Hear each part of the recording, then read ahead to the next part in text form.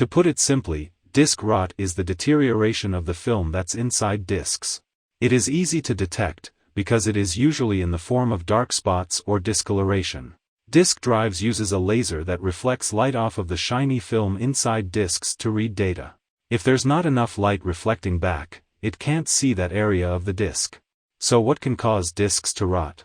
UV lights, including sunlight coming in through windows, heat lamps for animals, and grow lights for plants. UV can give the film discoloration, usually a darker brown color, making it difficult, or even impossible, for the lasers to read the disk. Hot temperatures can be another factor, because it could cause the internal film layers to separate, which would accelerate the rotting process. You also don't want to keep disks hot, because it can cause the plastic to warp. Humidity is the one not many people thinks about.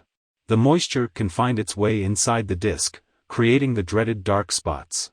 The last issue is more difficult to detect, because you would need to do research to avoid it. I'm referring to poor manufacturing. Companies that makes the disks can cheap out on the materials used to make them, and it can show rather quickly. I have personally had experience with this. In the early 2000s, multicolored discs were popular, and I wanted some.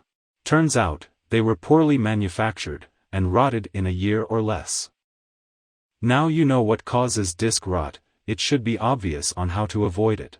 If you intend to buy writable discs, only buy the ones that was made from well-known manufacturers, like Maxell, Memorex, and Verbatim, and keep the discs inside their cases.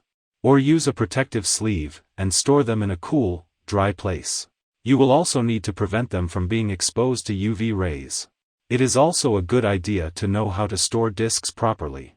Stacking them on top of each other can also cause warping. Trying not to touch the bottom of the discs, by holding them by the edges or the center hole instead.